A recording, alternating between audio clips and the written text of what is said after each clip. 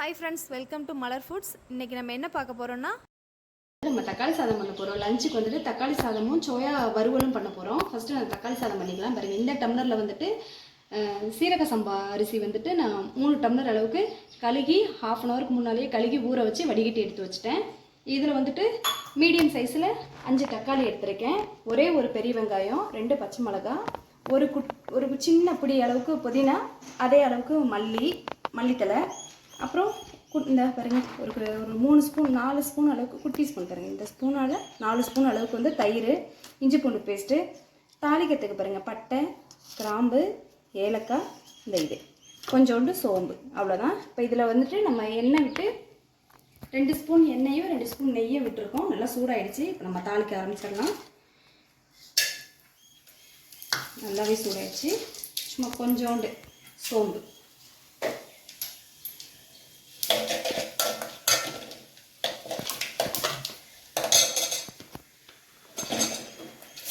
இது வந்து நம்ம செய்கிறது வந்து நல்லா பிரியாணி டேஸ்ட்டில் இருக்கும். நமக்கு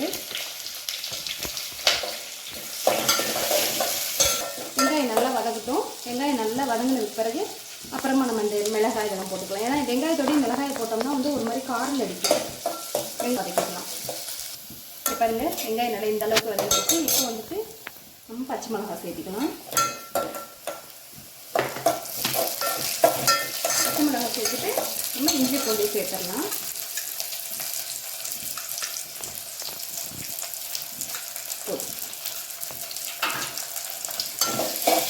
இஞ்சி பூண்டு நல்லா ஒட்டி பிடிச்சி வர வரைக்கும் வதக்கிக்கலாம். இங்கே பாருங்கள், இஞ்சி பூண்டு நல்லா இந்த அளவுக்கு வதங்கிடுச்சு. இப்போ வந்துட்டு நம்ம இந்த புதினா மல்லியை சேர்த்துக்கலாம். இது அப்படியே நமக்கு பிரியாணி டேஸ்ட்டில் இருக்கும்.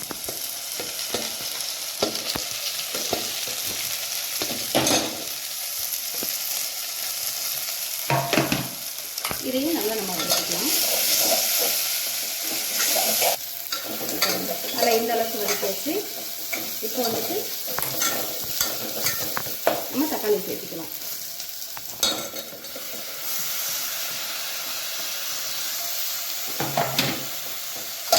இந்த தக்காளி வந்துட்டு நல்லா நல்லா வதங்கி சுருண்டு வரட்டும். இப்போ பாருங்கள், நல்லா இப்படி வந்து சுருண்டு வருது. நல்லா இன்னும் நல்லா வதங்கணும். நம்ம இந்த ஸ்டேஜில் வந்துட்டு கொஞ்சம் உப்பு சேர்த்துக்கலாம். உப்பு சேர்த்தோம்னா இன்னும் நல்லா குழஞ்சி வேகும் தக்காளி. அளவுக்கு உப்பு சேர்த்துறேன். கோஸ்துக்கு நல்லா வதக்கட்டும். இதில் வந்துட்டு இப்போ நம்ம கொஞ்சமாக மஞ்சள் தூள் போட்டுக்கலாம். சும்மா பேருக்கு, ஏன்னா அப்போ தான் நம்ம கம்மியாக போட்டோம்னா தான் இந்த பிரியாணியோட கலரில் வரும். நிறைய போட்டோம்னா வேறு மாதிரி இருக்கும். குறைவாக போட்டோம்னா பிரியாணியோட கலரில் வரும். இங்கே பாருங்கள், நல்லா இந்த அளவுக்கு வதக்கியாச்சு. ஆனால் இது இன்னமும் வதங்கணும். அதுங்காட்டி இதில் வந்து நம்ம சேர்க்க வேண்டிய மசாலாலாம் சேர்த்துடலாம். முதல்ல நம்ம மஞ்சள் மட்டும்தான் சேர்த்திருந்தோம். இப்போக்கு வந்துட்டு இதுக்கு வந்து 2 மிளகாய் போட்டிருக்கோம், பச்சை மிளகாய். அதனால் வந்துட்டு காரம் பார்த்து சேர்த்திக்கலாம். பாருங்கள், 1 ஸ்பூன் 1.25 ஸ்பூன் தான் மிளகாய்த்தூள் போடுறோம், தனி மிளகாய்த்தூள். இது வந்து பிரியாணி மசாலா. 1 2 3 போதும், இவ்வளோதான். இதை நம்ம சேர்த்துட்டு கூடவே நம்ம எடுத்து வச்சுக்கலாம் தயிரை சேர்த்துக்கலாம்.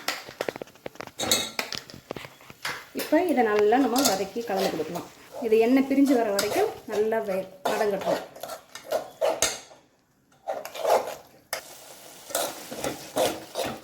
இது ஆகட்டும். நல்லா கலந்துட்டோம். நல்லா கொதி வரட்டும். நல்லா எண்ணெய் பிரிஞ்சு வர்றப்ப நம்ம தண்ணி சேர்த்திக்கலாம். அது வரைக்கும் இது நல்லா அப்பப்போ நம்ம கிளறி கொடுத்துட்டே இருக்கலாம், அடிப்பிடிக்காம. இங்கே பாருங்கள், நல்லா பாருங்கள், எண்ணெய் பிரிஞ்சு வருதுங்களா? எண்ணெய் நான் குறைவாக தான் ஊற்றிருக்கேன். எண்ணெய் உங்களுக்கு ஜாஸ்தி வேணும்னா ஊற்றிக்கலாம். நான் வந்து கம்மியாக தான் ஊற்றிருக்கேன். போதும், இந்த அளவுக்கு போதும். இதுவும் நல்லா வதங்கிடுச்சு. பச்சை வாசனை எல்லாம், மசாலாவோட பச்சை வாசனை எல்லாமே போயிடுச்சு. இப்போ வந்து நம்ம தண்ணி சேர்த்துக்கலாம். இந்த டம்ளரில் வந்துட்டு 3 டம்ளர் அரிசி சொன்னீங்களா, 1க்கு 2ன்ட்டு 6 டம்ளர் தண்ணி எடுத்து வச்சுருக்கேன்.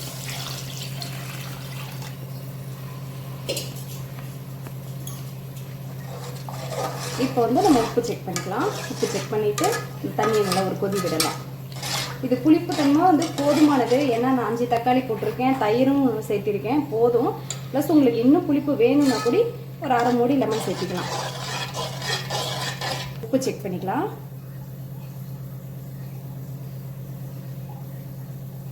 உப்பு இன்னும் சேர்க்கணும், குறைவாக தான் இருக்குது.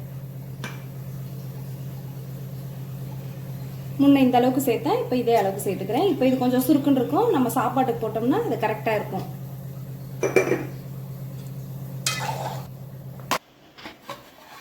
பாருங்க, தண்ணி நல்லாவே கொதிக்க ஆரம்பிச்சிருச்சு. இப்போ வந்து நம்ம அரிசியை சேர்த்துடலாம்.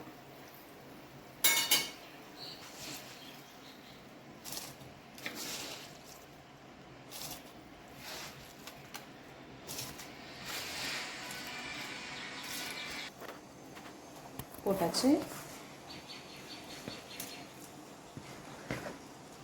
இதெல்லாம் நல்லா வடித்து போட்டுக்கலாம். அரிசி பாருங்க போட்டுட்டோம், நல்லா கலந்து கொடுத்துடலாம். கலந்து கொடுத்துட்டு இப்போ வந்து அடுப்பு வந்து ஆனில் தான் இருக்குது. ஒரு கொதி நல்லா வந்ததுக்கு பிறகு அப்புறம் நம்ம சிம்மில் வச்சுக்கலாம். இப்போக்கி ஆனில் தான் இருக்குது.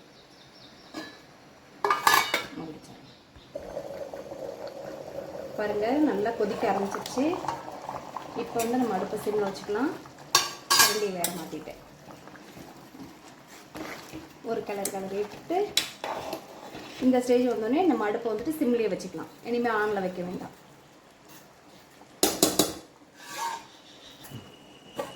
இப்போ பாருங்கள், நம்ம சிம்லேயே வச்சோம், நல்லா வந்து கரெக்டாக வந்துருச்சு, நிறக்கட்டி வந்துருச்சு. இப்போ வந்துட்டு நம்ம ஒரு தடவை ஒரு கிண்டி விட்டுட்டு நம்ம வந்துட்டு பக்கத்தில் தோசைக்கல் போட்டு ஹீட் பண்ணியிருக்கோம். தம் வச்சிடலாம். ஒரு 10 நிமிஷம் தம் வச்சிட்டோம்னா கரெக்டாக இருக்கும். அடிப்பிடிப்பில் என்ன செய்யல, அழகாக இருக்கும்.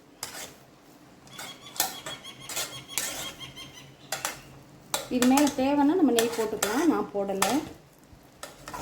நெய் போட்டோம்னா இன்னும் சூப்பராக இருக்கும். சாப்பாடு நல்ல மனம் வரும்.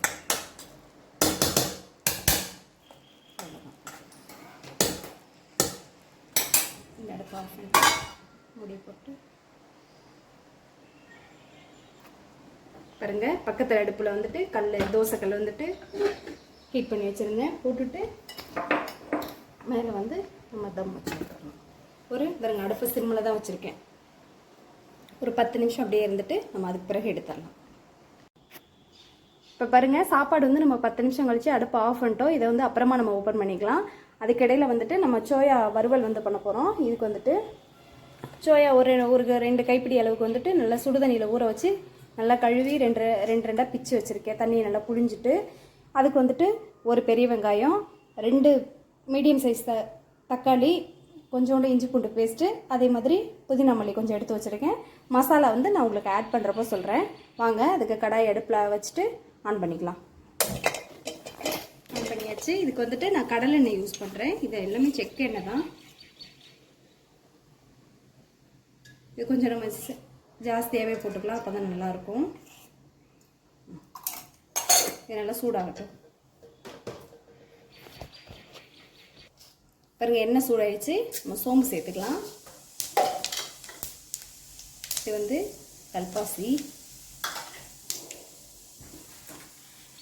போதும். இப்போ வந்துட்டு நம்ம எண்ணெய் போட்டுக்கலாம். அது வெங்காயம் போட்டுக்கலாம்.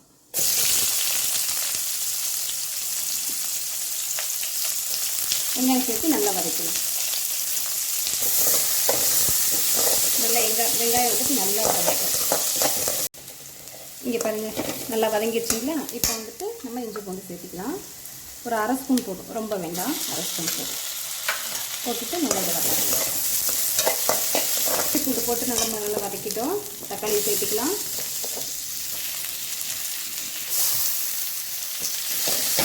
இது நல்லா சுருண்டு வதக்கணும், நல்லா சுருண்டு வரணும். நல்லா இந்த அளவுக்கு வதக்கியாச்சுங்களா? வதக்கிட்டு இப்போ வந்து இதுக்கு தேவையான அளவுக்கு நம்ம உப்பு சேர்த்துக்கலாம். நம்ம அதுலேயுமே வந்து சோயா ஊற வைக்கிறப்ப உப்பு சேர்க்கலை, எல்லாத்துக்கும் சேர்த்து தான் உப்பு போட போகிறோம். கொஞ்சம் இந்த மசாலாவுக்கு முதல்ல இப்போ சேர்த்துக்கலாம்.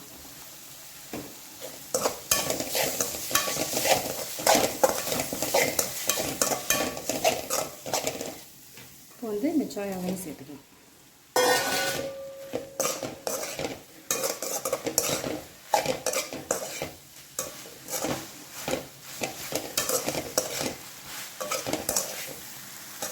இதுக்கு பிறகு வந்துட்டு நம்ம அடுத்த சிம்லேயே தான் வச்சு நம்ம செய்ய போகிறோம். அடுப்பை சிம் பண்ணிடலாம்.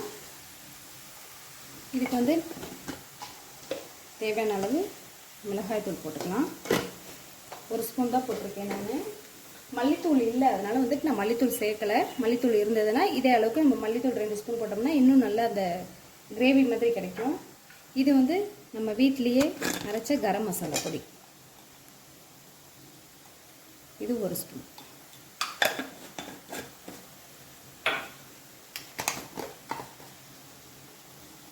கொஞ்சமாக மஞ்சத்தூள்.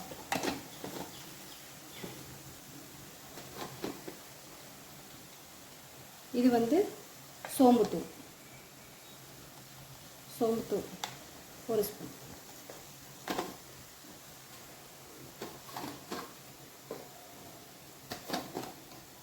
அடுத்து சீரகத்தூள் வந்துட்டு அது 1 ஸ்பூன் போட்டுட்டு, இப்போ நம்ம முன்ன கொஞ்சமாக தாங்களே உப்பு சேர்த்தோம், இன்னும் கொஞ்சம் உப்பு சேர்த்திக்கலாம், சரியாக இருக்கும். நம்ம போட்ட மசாலா உப்பு எல்லாமே சேர்த்து நம்ம இந்த அளவுக்கு நல்லா வதக்கி கொடுத்துருக்கோம். இப்போ வந்துட்டு இதை நம்ம மூடி போட்டு சிம்மிலேயே வச்சுட்டு ஒரு 10 நிமிஷத்துக்கு பரட்டி கொடுக்கணும். அப்போ தான் நல்லா இது நல்லா சுருண்டு வரும். இப்போ வந்து இதை நம்ம மூடி போட்டு மூடி வச்சிடலாம். இதில் வந்துட்டு நம்ம அந்த மல்லியும் புதினா தலையும் கொஞ்சம் சேர்த்துக்கலாம். நல்லா அதுவும் பிரண்டு வெந்து வரப்போ இன்னும் சூப்பராக இருக்கும். இதில் வந்து நம்ம இன்னும் ஒன்று சேர்க்கணும், அது கடைசியாக தான் நம்ம சேர்க்க போகிறோம். மிளகு பொடி நல்லா கலந்து வரும். நம்ம இன்னும் கூட கொஞ்சம் இதில் மல்லித்தூள் சேர்த்துருந்தோம்னா இன்னும் ட்ரையாக இருக்கும். அப்போ வந்து இன்னும் கொஞ்சம் லைட்டாக எண்ணெய் போட்டு பிரட்டி விட்டோம்னா இன்னும் சூப்பராக இருக்கும். நம்ம அது மல்லித்தூள் சேர்க்கலை, அதனால் போதும் இந்த கன்சிஸ்டன்சி. ஓகே, இப்போ நம்ம மூடி பாருங்க. நம்ம மூடி வச்சுட்டு சிம்லேயே வச்சு 2 தடவை கலந்து வைப்போம். இந்த அளவுக்கு பாருங்க சுருண்டு வந்துச்சு. இப்போ வந்துட்டு நம்ம பெப்பர் தூள் போட்டுக்கலாம். இந்த அளவுக்கு நான் வந்துட்டு பெப்பர் தூள் வந்து நமக்கு வேணுங்கிறது போட்டுக்கலாம். நான் பொடி பண்ணி ஆற வச்சிருந்தேன், அது போட்ட லாஸ்ட்டில் இருந்ததை நான் போட்டிருக்கேன். அவ்வளோதான்.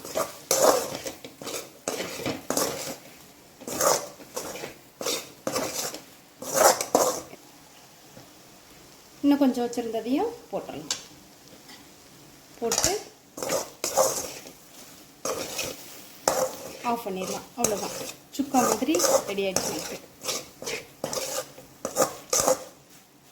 அவ்வளோதான். அதை பாருங்க, நமக்கு வந்து சோயா சுக்கா ரெடி ஆகிடுச்சு. அடுப்பை ஆஃப் பண்ணிக்கலாம். சாப்பாடை பாருங்கள் எவ்வளோ சூப்பராக இருக்குன்னு. அப்படியே பிரியாணி மாதிரியே இருக்குது. நம்ம அப்புறமா சூப்பராக இருக்குன்னு பாருங்கள். அவ்வளோதான், நம்மளோட தக்காளி சாதமும் ரெடி ஆகிடுச்சு பிரியாணி ஸ்டைலில். அதுக்கு ஆப்டாக சோயா சுக்கா ரெடி ஆகிடுச்சு. செஞ்சு பார்த்துட்டு எப்படி இருக்குன்னு சொல்லுங்கள். தேங்க்யூ.